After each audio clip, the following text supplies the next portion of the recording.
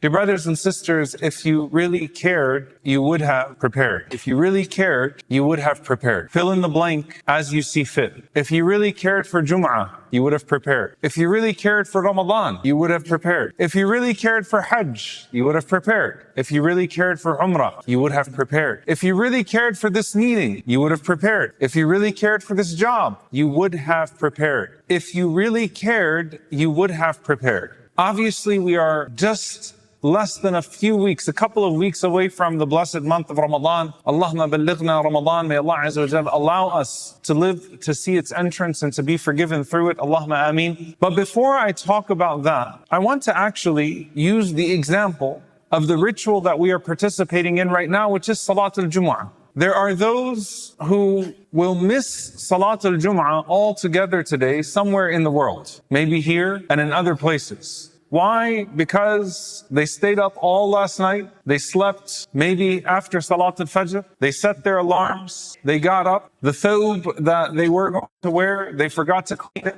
So they have to go and try to figure out how to clean the thawb. They forgot to arrange for themselves a ride or whatever it may be. And maybe they were sitting around and they were doing other things and they said, I've still got time. And it hit just 20 minutes before Salatul Jumu'ah and they said, oh no, wait, now I have to. But then they weren't able to get something essential to come to Salah. Or maybe they got stuck in traffic because they aimed, or they will aim, for catching not the khutbah, but catching the iqamah. And they always aim to catch the iqamah, but this time they're going to miss the iqamah. And they're going to miss the Salah. There are many people in the world that are intending to get to Jumu'ah before the Iqamah. They will miss the Iqamah, they will miss the Salah, and they will be sinful. And they'll say, oh, it was traffic. Oh, it was this. Oh, it was that. And Allah Azza wa Jal will know whether or not their excuse is valid. There are those who aim to catch some of the khutbah. And they might miss the whole khutbah and catch the Iqamah. There are those who always play with the time that the Imam says Assalamu alaikum, because they time themselves to get to the Salah right when the Imam stands on the minbar to say Assalamu alaikum. And if they're 1 minute off their usual routine, they miss the Imam saying Assalamu alaikum,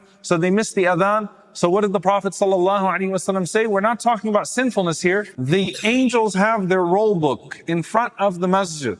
They're taking the names of all those that are entering in. Once the Imam stands on the minbar to say Assalamu alaikum, the roll book closes. And if that makes those of you that came late feel bad, I'm sorry, but I'm not sorry. The roll book closes. You missed your name in the scroll of the angels, of those who would be forgiven for the week. Okay, pay attention to this hadith now. There are those that not only make sure that they are here on time for the adhan, but they also engage in the sunan before the adhan. In an authentic hadith from Al-Aws ibn Aws, the Prophet ﷺ said, whoever takes his shower, Yawm al-Jumu'ah, they took their shower, they prepared themselves, they left early and they arrived early. They left early and they arrived early. And they came close and they listened and they were quiet. They came close to the Imam, they listened and they were quiet. Every step that they took to the masjid, Allah Azza wa Jal writes for them a year of siyam, of fasting, a year of qiyamul layl. How many steps did you take to get to the masjid today? Taqabbal Allah, may Allah Azza wa Jal accept each and every single one of you who followed the sunnah. Allahumma ameen. 20, 30 steps. You know, you have step trackers, right? Did I take 300 steps, 400 steps from my house to the car, to the masjid? How many steps? Calculate that by years of qiyam, years of siyam. We're not talking about Laylatul Qadri khayru min alfi shahr. I'm saying that there are some people that get 1,000 years of qiyam every time they come to Salatul Jumu'ah, before the khutbah even starts, for things they did before the khutbah even started. Why? Because they prepared. And if you cared, if you really cared, you would have prepared. And I want us to use this analogy of Jumu'ah to Ramadan and to everything else. You know, when you go to Hajj and Umrah, you have people that don't know the dua of entering into the masjid. And they're doing Umrah. And they're asking the most basic questions about Tawaf and Ihram. Come out in their Ihram, and they're wearing something that so obviously, violates the Ihram. Coming out, mashallah, in their sneakers and, wearing, put some cologne, some perfume on their ihram, came to Mecca, took a shower, perfume, did some basic things. Some people that shave. I'm not talking about ignorance. I'm talking about someone that just didn't bother to attend a lecture before Umrah or read a book before Umrah. Shave their beard in ihram so that they can look fresh when they enter into the haram. What do I say now? It's tawaf. What do I say now? It's sa'i. I'm not mocking this, by the way.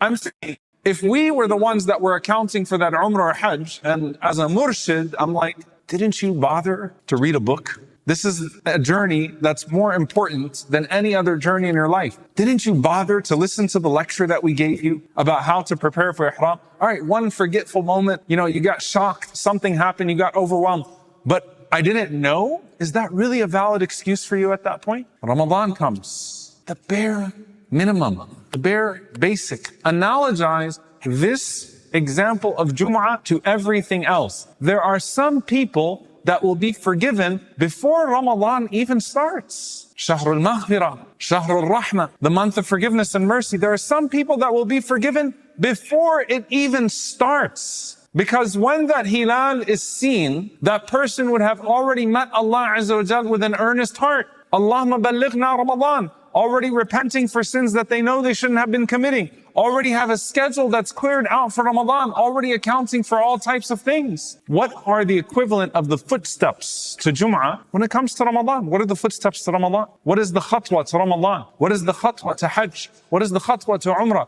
What are the things that you did before that are a proof? Because in the sight of Allah subhanahu wa ta'ala, preparation is a proof.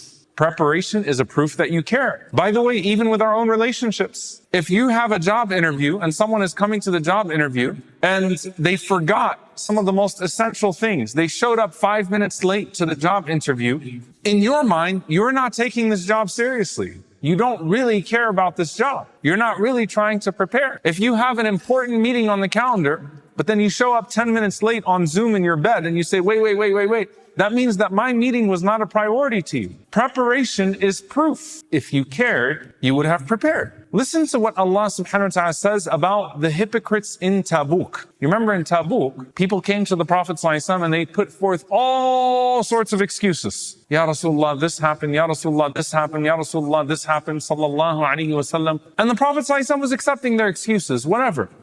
I got late with this, I got late with this, I got late with that. Allah subhanahu wa ta'ala says, had they actually wanted to go with you, they would have prepared for it properly. If they cared, they would have prepared. If they actually wanted to go with you, but then here's the scary part of the ayah. But Allah hated that they would go with you. So Allah held them back and said, sit back with those who sit back. Wait a minute.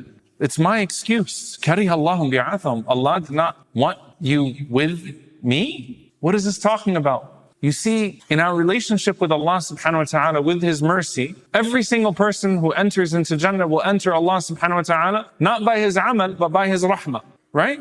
Not by his actions, but by the rahmah of Allah subhanahu wa ta'ala. Hatta anta ya Rasulullah, hatta ana. Even the Prophet sallallahu alaihi wasallam, even the Messenger of Allah subhanahu wa ta'ala, illa an yataghammadani Allahu bi rahmatihi, until Allah subhanahu wa ta'ala envelopes me in His mercy. No one enters Jannah by their a'mal, by their actions. But what is the proof that you want Allah Azza wa Jalla's mercy? It's your a'mal. Your actions are your preparation. That I prepared for the meeting. I know it's only your mercy that's going to get me into Jannah, but my actions are a proof that I seek to be worthy for your mercy. And what Allah Azza wa Jalla was saying about these people in Tabuk, said, I got busy with the garden. I got busy. I couldn't find the clothes. I got busy. My camel, my horse wasn't ready. They would have prepared for it properly. I was trying to think to myself, who is the opposite of the hypocrites of Tabuk, who just made excuses? And by the way, in the hadith of Ka'b ibn Malik radiallahu ta'ala anhu, and he's not a munafiq. Ka'b ibn Malik radiallahu ta'ala anhu is a beautiful companion, and he's someone who is beloved to Allah subhanahu wa ta'ala, and that's why he went through such a grueling episode of his tawbah to be made worthy of the rank that Allah Azza wa Jalla wrote for him. It's a beautiful story of tawbah. But Ka'b ibn Malik radiallahu ta'ala anhu, he's got, kept pushing things off, procrastination, delaying. So his behavior resembled the people that he was not of. He looked around in Medina, he said, it's a bunch of Munafiqeen here. His behavior in that moment resembled them. So I'm not saying that everyone who isn't preparing for Ramadan is a munafiq. I'm saying that we look at behavior and what our behavior resembles, and then we scrutinize our behavior. So I was thinking to myself, who is the opposite of the Munafiqeen in Tabuk, who some of them said, they were dragging their feet. Okay, fine. When it's time, we'll get ready. All right, now the Prophet ﷺ said, go. Camel's not ready. Horse is not ready. The garden still needs some tending to. I got to take care of this family affair. Who's the opposite? You know who's the opposite of that?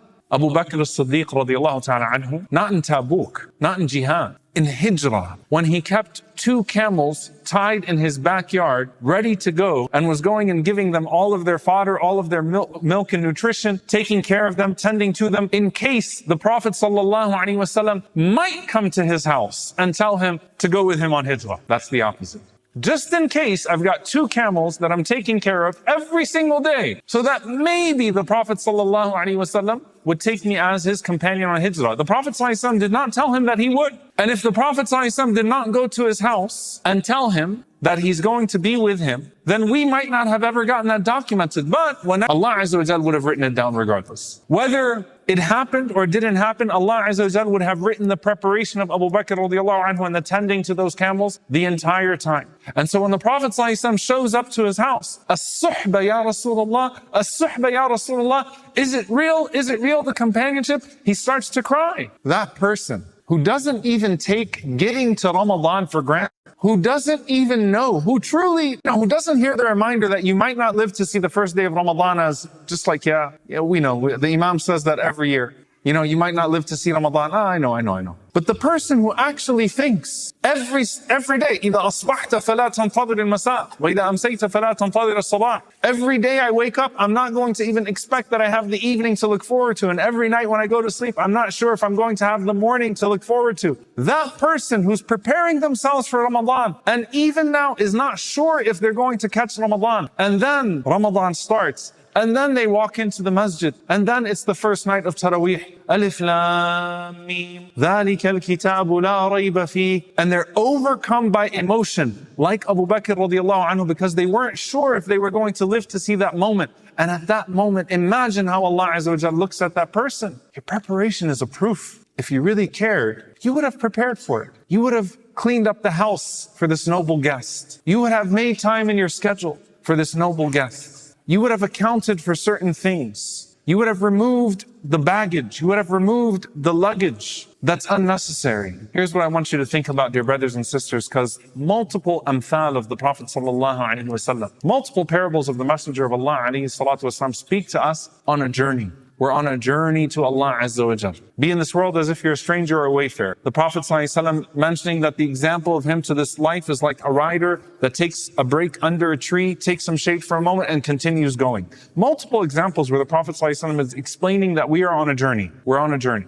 When you are about to embark on a journey, what do you take into consideration? The very first thing that you take into consideration is finishing what is necessary so that you can embark on the journey. It's the first thing you take into consideration. Have you done everything that needs to be done to set yourself up for the journey? Did you prepare for the journey in the sense of getting rid of whatever it may be? And that's why the Prophet ﷺ taught us that when you need to relieve yourself, or when you have some sort of hajah that you need to get it done before the salah. Don't come running to the salah and not having done those things. Do it and finish yourself so that you can come to the salah clear-minded, clear-hearted. So let me get done my work. Let me get done whatever I need to before this actually happens. In the sense of Ramadan, the journey of Ramadan, that refers to 2 things: sins and distractions. Let me get rid of the sins. Let me shut the sins that I need to shut. I need to shut this file with Allah Azza wa Jal.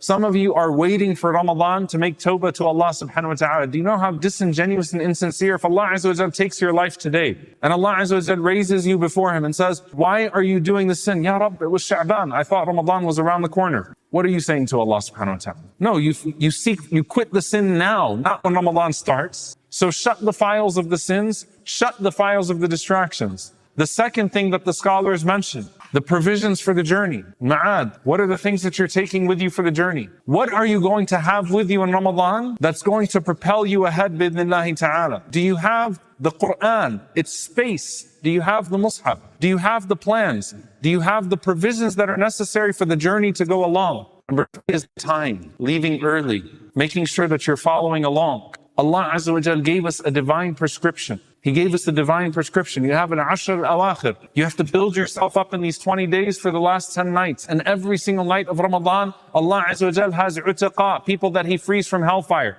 So I'm going to look for every single night as the potential night that I'm freed for hellfire, and going to build myself gradually through the first 20 days until the last 10. There's no middle dip. Allah Azza wa Jal did not give us the middle dip. We have 20 days on an incline, and then the last 10 on a super incline. So you made the time for it. Your preparation is a proof that you cared. Dear brothers and sisters, I know some of you might be thinking, what's the point of this khutbah now? This khutbah should have been given some time ago. If you really cared, you would have prepared. You know, it's only a few days left. And I want to come back to the Jumu'ah example.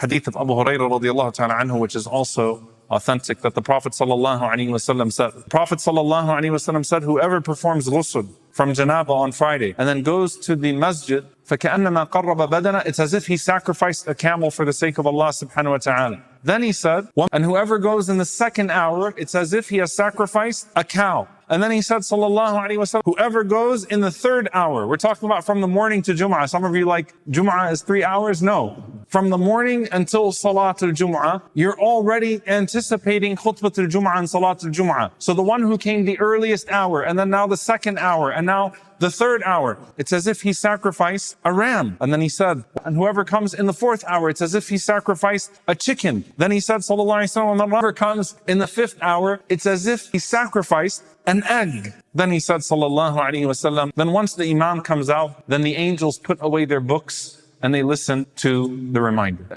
These days, because of the standards, by the way, man qarraba bayla, whoever puts forth an egg is like sahabi, right? If you came 10, 20, 30 minutes before Salatul Jumu'ah. But why do I give you this hadith as we get ready for Ramadan, bi'idhnillahi ta'ala? Listen very carefully. The one who prepares for Ramadan 2 weeks in advance is better than the one who prepares for Ramadan 1 week in advance. And the one who prepares for Ramadan 1 week in advance is better than someone who prepares for Ramadan 2 days in advance. And the one who prepares for it 2 days in advance is better than the one who gets ready the day before. And all of them are better than the one who thinks that he can somehow stumble into Ramadan and achieve excellence. It doesn't work that way. So yes, the period of those who worship throughout the month of Sha'ban, over half of Sha'ban is gone now. The standard of the Sahaba who anticipated Ramadan for 6 months, that's gone. But with what remains, if you haven't sacrificed a camel yet, sacrifice a ram. If you haven't sacrificed a ram, sacrifice a cow, sacrifice a ram. If you haven't sacrificed a ram, sacrifice a chicken. If you haven't sacrificed a chicken,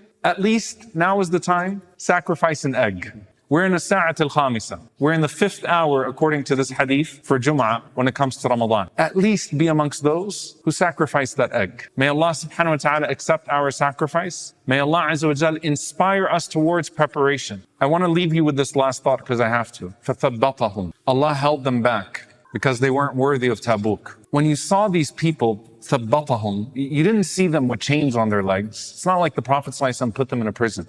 ثَبَّطَهُمْ, he held them back with all of their distractions. ثَبَّطَهُمْ, what does that look like for you if you're being held back? And this is why the most frequent dua of the Prophet ﷺ, Ya muqallib al-qulub, thabbit qalbi ala dinik. O turner of hearts, turn my heart, keep my heart firm on your path. This is why Allahumma a'inni ala dhikrika wa shukrika wa husni ibadatik. You're asking Allah azza wa jal to enable you, because only Allah can enable the heart. And as long as you show Allah that you want to be worthy, He will make you worthy.